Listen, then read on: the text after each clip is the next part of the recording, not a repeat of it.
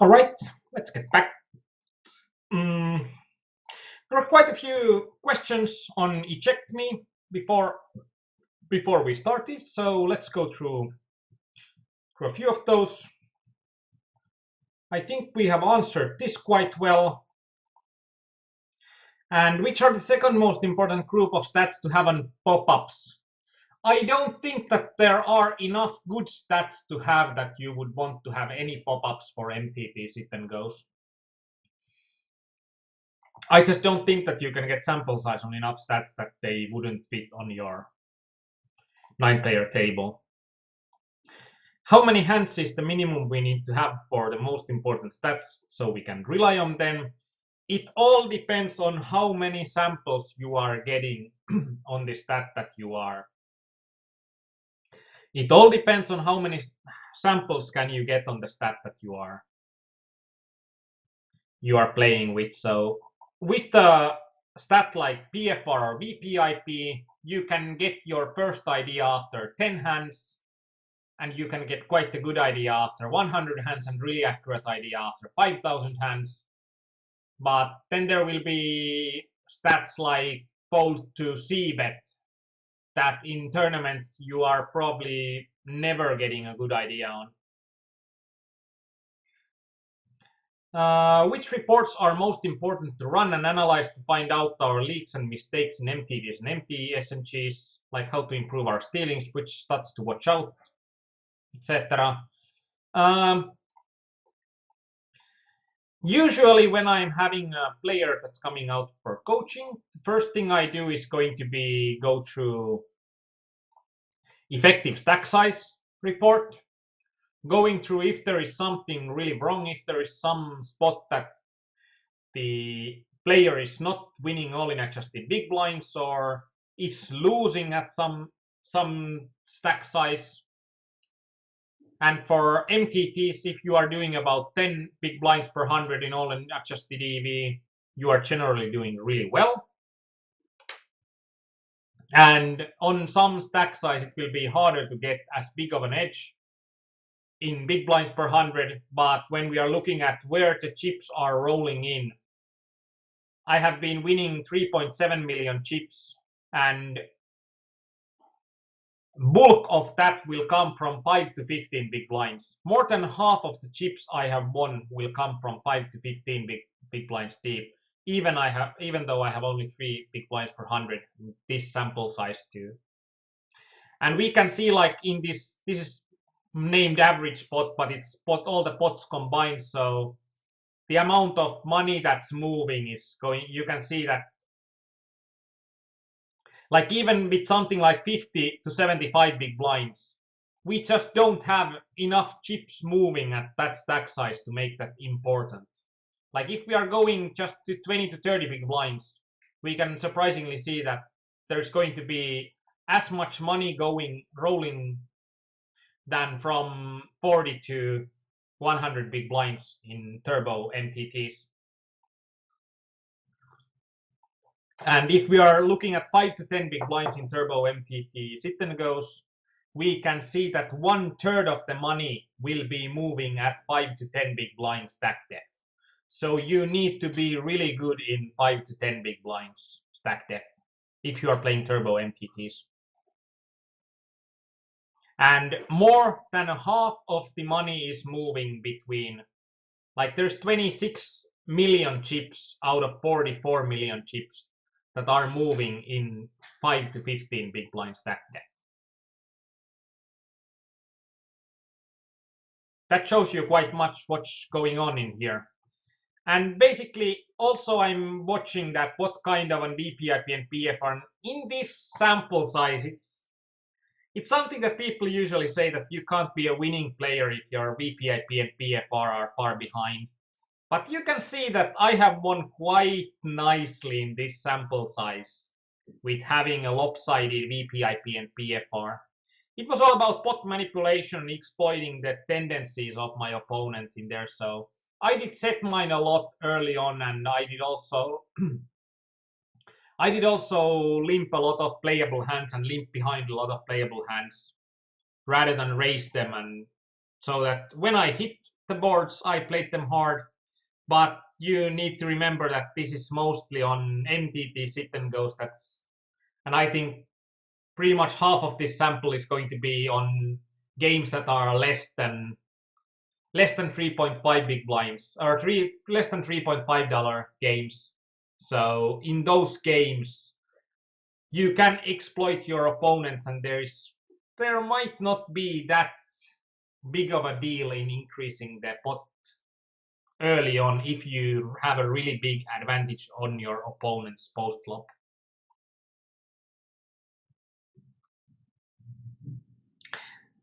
But you can also see that the less stack depth there is going to be, the more aggressive you should be. And mainly when I'm looking at mistakes, I'm going to look, usually I'm looking between 5 to 20 big blinds, since that's usually going to be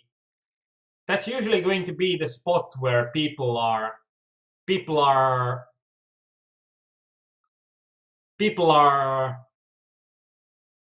not getting the most ideas. And I have heard even from many students, like, why should we practice anything from 5 to 10 big blinds, since everybody can play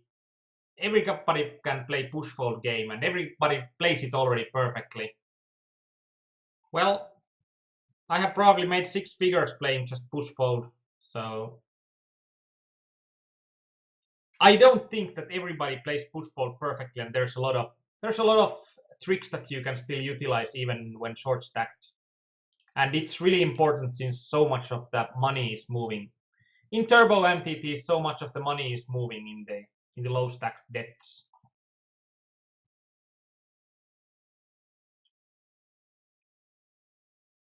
And one additional report that's good is usually going to be positions report, especially if you're using the true position that you can find on our insiders forum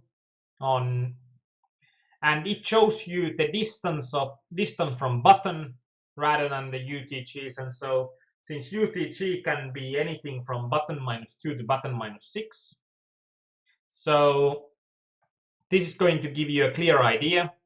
And generally we want to see in here that the player is getting more aggressive the closer he's going to get to the button.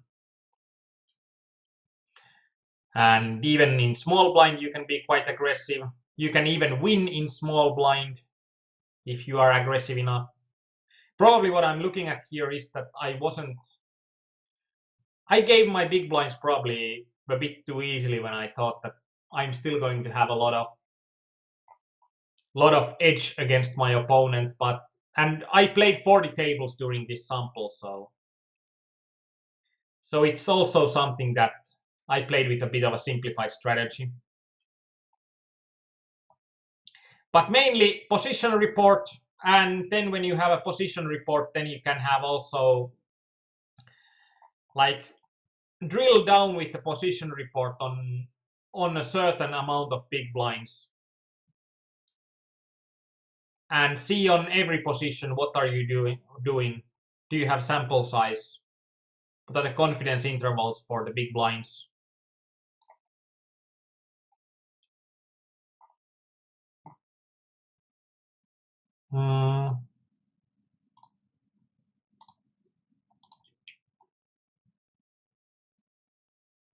It's kind of a counterintuitive, since it's like, for me it's easy when I have seen and I have marked a ton of regs, I have seen a ton of regs on how they play, so I have quite a good idea on what kind of frequencies you generally want to have on a certain spot. That's going to be what winning players do, and what's going to be something that winning players certainly don't do. So it's something like how to improve our stealing, which stats to watch out. It's going to be a bit hard. Like, if you want to improve your stealing, you also want to see that can you find local exploits, like, are players on average folding too much from a steal from a certain position? So can you print money by just doing small raises on certain stack sizes or certain positions?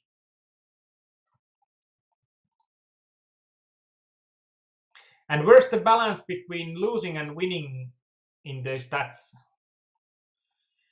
For example, how much our 3-bet should be for us to be winning players? Depends. Like, the more you flat call, the smaller your 3-bet can be and still be okay. So there are more than one ways to become a winning player, and usually it's about how you are building your ranges. And if you are just folding or 3-betting, which is not going to be optimal, then your 3-bet can be quite high and you can still be a winning player. I'd say that check on the best players on your games and check on how their 3-bet is going to be from most positions. Like, create alias on the players and see what's going to be like an average of a good winning players 3-bet in your games. But I don't think that the money is if you are winning or losing. I don't think it's defined by one stat. It's mainly that in poker you can't be a one-trick pony. Like in tournament poker, you need to be good in multiple parts of the game, not just like you can't make money in just being better in 3-betting than your opponents. You'll need to also be better in a lot of other things. And there's, in a way, there's not a straight answer for the 3-bets on. It depends a lot on in if you can find really good opportunities, then you can 3-bet more if you can find those most profitable opportunities. And or is there and then how much our late position steal should be, for example. I think if our late position steal is around like 35% from cutoff, about 40 to 50% from button, about 65 to 80% from small blind. I think that we are doing quite well in the low stakes. In the low stakes MTT sit and goes that I know that you play. Like, there are going to be possibilities of local exploits in for example, people are not defending their big blinds against small blind wide enough. So then you can be playing quite a lot of hands from the small blind, playing them aggressively and making money. So basically it's like, is there no straight answer? Yeah, I'd say that there is no straight answer, but I tried to answer. What kind of reports are the most useful? I think we are looking at it. What are the common mistakes you have seen people to do with HUD stats? For example, they don't mean what people think they do. I think the aggression factor is one, that people are thinking that aggression factor gives you frequencies, like you can get an idea on aggression factor how often you should check to your opponent, even though it doesn't take checks into account at all. Aggression frequency is a lot better stat, especially if you are taking the checks into account as well, creating a custom stat on it. What are the common mistakes also? Like, also the fold to 3-bet is one. People are using fold to 3-bet even though the right stat is going to be fold to 3-bet after raise. People are thinking that fold to 3-bet means something else. And it's also difference, like in Hold'em Manager 2, fold to 3-bet is a different stat that fold to 3-bet is in PT4. So that's going to be one of the key mistakes. Like, I have had at least 6 students that have created their HUDs and have used the fold to 3-bet. And I have used fold to 3-bet for 4 months before, checking the code for what it really does. And it's also like in Hold'em Manager 2, it's going to be different. What's the moment you just suggest a player to get a tracker for his or her use? I think that the moment is going to be where someone is going to take poker more seriously. Like, I think that it is going to be really hard to develop your game without the tracker. Like, when you are having a tracker, it forces you to be honest with your game. Like if you are asking players that are not tracking their results on how they are doing, oh, I'm winning a bit, I'm about break even. You have never seen like there is never a poker player you can talk to that is not at least break even. Nobody is a losing poker player when you talk to them, but when they see reliable data, when they see honest data on their stuff, that's going to be when the development can start. And also marking hands is one key thing that when people start marking hands, they start developing quicker. And Eki asked that is this the same in Finnish next week? I try to be quicker in Finnish. But it's going to be that there is going to be a PT4 coaching on Finnish as well next week, and we are going to go through the same stuff like the basic stuff, and then there will be possibility to ask questions as well. And could you show you how to find and post a marked hands to our forum or Hold'em resources calculator for analysis? Great question. So let's see. First, clear filters. Then let's have the hand report that we have done. So marked hands only. Then we are having the marked hand here. And this is the small b, copy to forum format. Click here. Let's go here. And this is an example on how can we show post a hand. It took me all of 5 seconds to post a hand that's converted pretty nicely. We have all of these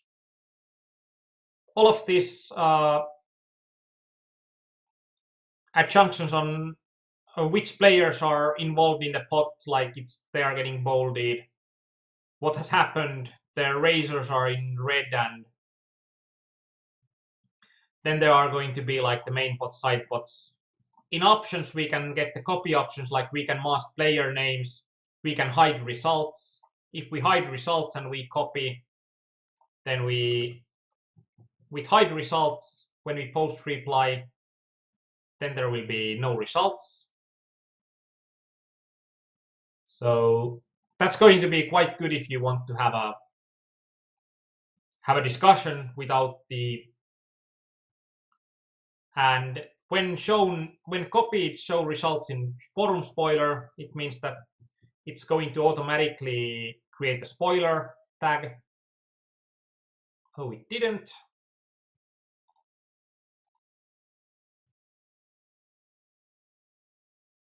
Push my edit button.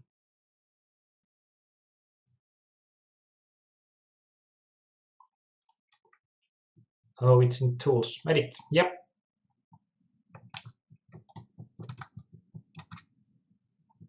And when I'm saving these changes, then I'm having them in a spoiler, and now I can see the results, but I can't get spoiled by them. And usually when I'm looking through a hand in a hand analysis and there's a spoiler, I don't look at the spoiler before I have written my answer.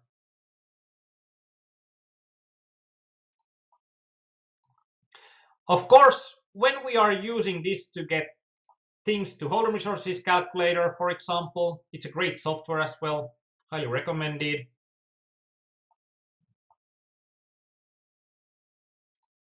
Oh, I have a poker starts running so that I can show the HUD. So yeah, now Hold'em resource calculator didn't start.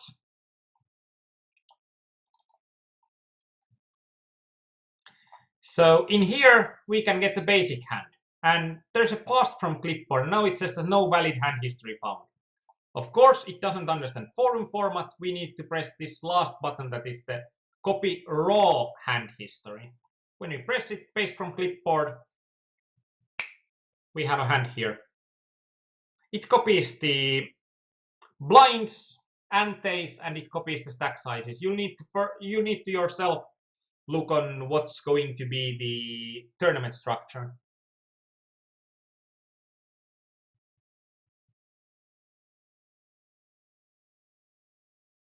Whiteley says that to be honest, PT4 is not always reliable for tracking your results. I'm missing like around $600 of profit for last month or something. It depends on the site that you are playing. In general, PT4 is going to be way more reliable than if you are just like, this is my gut feeling how much I have won or lost. PT4 is going to be way more reliable than that. How does color coding work in PT4? Let's get the replayer running. You can color code things by clicking here. You can set the note color. Like in here, it's that there's a note that Limpton color raise with King 9 suited. But we can see here, like we can set cyan, so then it shows the note button. And there are different options in how you want to show this. I generally don't want it to be that visible, but if you want it to be really visible, there is an option on edit HUD options, outline groups with player color. And now when I'm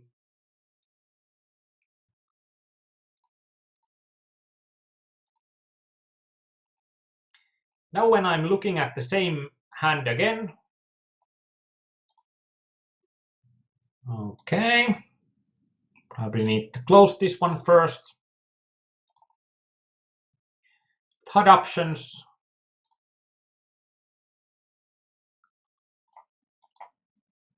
Apply. Let's wait for a while. Eject me says that also it doesn't count progressive knockouts, right? That's correct. In PT4, there is no way in knockouts to get anything else than that you have how many knockouts you have received, but it doesn't save the knockout amount.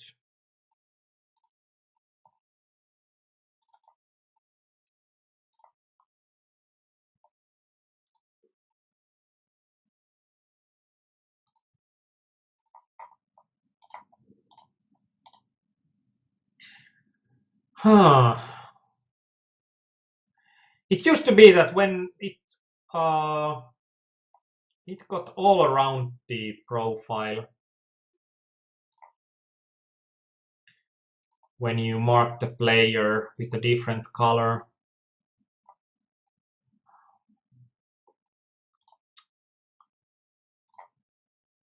Wow. Wow. I need to check that one out.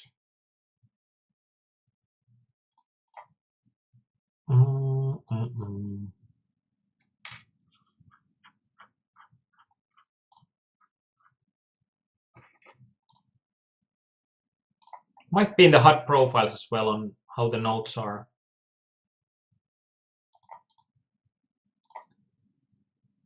How the notes are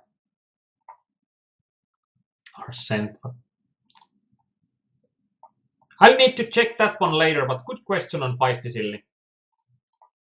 It should be showing it pretty easily, but you can see in here the color of this notes box changes when you change the color for the player.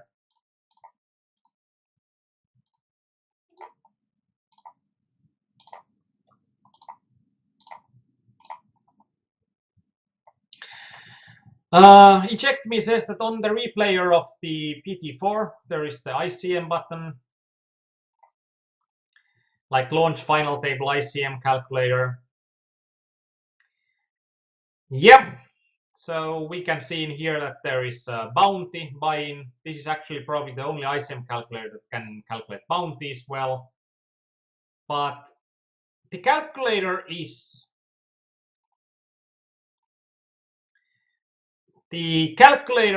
reliable. It works. So it works for the price pools and money.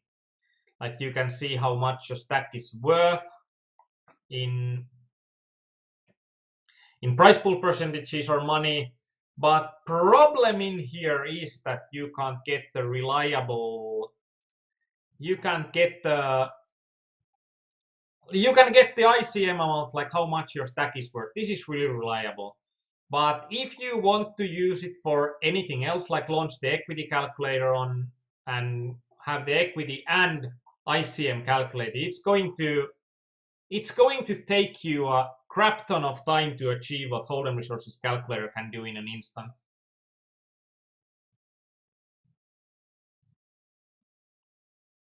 Paistille says, how does color coding work in PT4?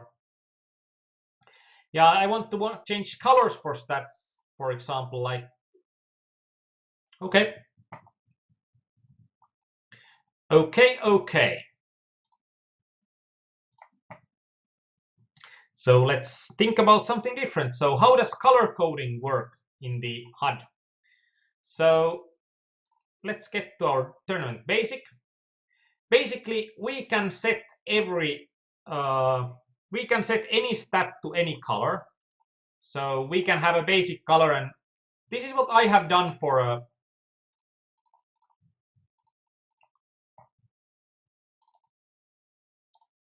lot of the stats that I have been doing, that I have a certain color for a certain stat. And one problem in MT, or one problem in tournaments, is that the situations are so different, so that you generally don't get to, like, you can only do one option of color coding in your HUD. Like, if it's higher or lower than a certain amount, then I don't think that's going to be that useful for color coding with different numbers. I think it's going to be more valuable to color code the stats differently, so that you can have a quicker eye on what stat is going to be what. Especially the larger your HUD is going to be, the more useful it's going to be, the less time you are going to need to think where a certain stat is, and having colors helps a lot. But basically, it's going to be the color ranges here. Like, we can have here in VPIP that, let's say that when Guy is having, let's say that he's having 0 to 10, that he's then having a red color. And when Guy is having 30 to 100, then he's having a green color. And we can have, on PokerStars, we can have only 2 colors. On other sites, we can have more. But then when we go back to here and change the profile for the basic,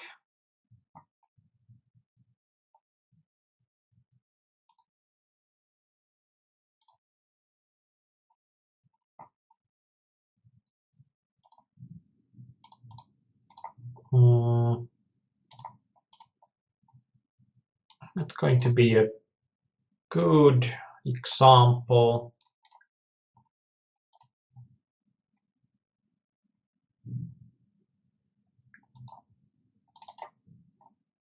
This might be a better one. Change the profile for the tournament basic. Forgot to apply.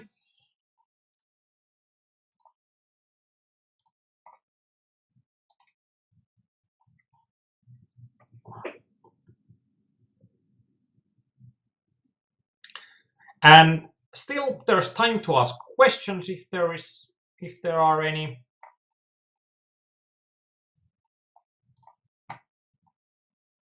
Now that I replay the hand, it should be. I'm trying to get a bit of a more interesting hand. So let's get to tournament basic. Now we have the VPIP. Like, if we have a nit, like this Aarnimetsa guy here, that's VPIP of 6. After 32 hands, it's going to be red. Attu is at 24, so he's going to be yellow. And then there's going to be Jet 900 KCM, that's going to be green. So basically, that's how you do the different color codes. That you do one color that's going to be the catch-all that doesn't match any filter, and then you do filters for the other colors that for the certain amount that you want to.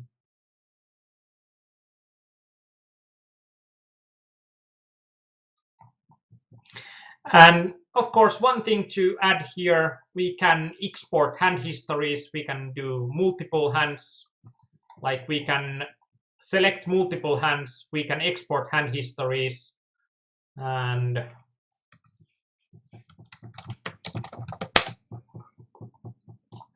let's see if HRC is going to import from hand history files, select files. Let's see. Yeah, it imports. Then we can quick analyze, use the correct, and we can do a quick analyze on. We can do a quick analyze on the hands. And this is something that will make PokerTracker a lot useful tool, since you can do a lot more filters with PT4 than you can do in HRC. So, like, I think that the nuts option to use, the best possible option to use HRC and PT4 is to use PT4 as a filter, and then with HRC go through the filter hands quickly.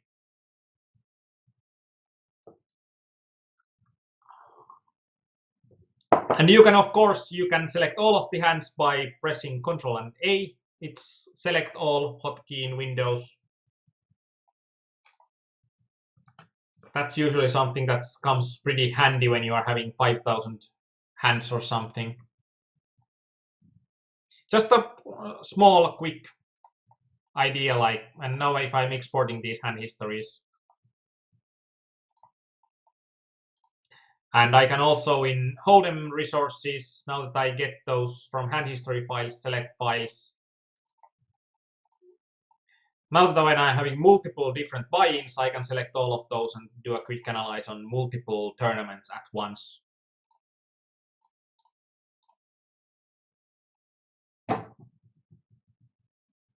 I think it's about it. If there are no more questions, I'm going to say thank you to Eject Me for great questions. Also thank you for Deja and everybody that watched here and commented. I hope that this has been useful for you for getting a bit more out of your PT4.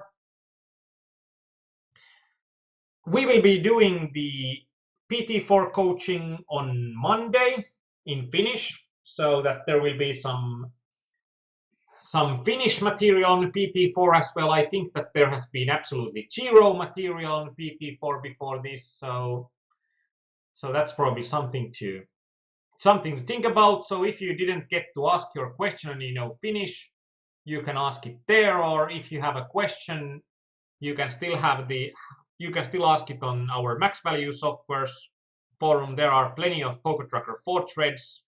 I'm happy to answer those. Please support our forum if you are buying PT4 or Hold'em Manager 2 through our forums or Table Ninja 2. We can do more material on those softwares, on how you can better use those softwares if we are getting people to buy them through us. So if you are interested, take a free trial. It doesn't cost you anything. And if you like the ideas that you got here, please order them through us. And well, also we are having our forum meetup on the next weekend. I think that we are going to try to do some kind of a stream out of there. Might be a bit more talk show like. Hope that we can do something in English as well, so you can see your fellow community members and probably ask some questions on the fellow community members. So, but well, I'm looking forward to seeing quite a few of the guys live in the forum meetup next week. There's still a possibility to add yourself in the list. I think there are 2 or 3 spots left. So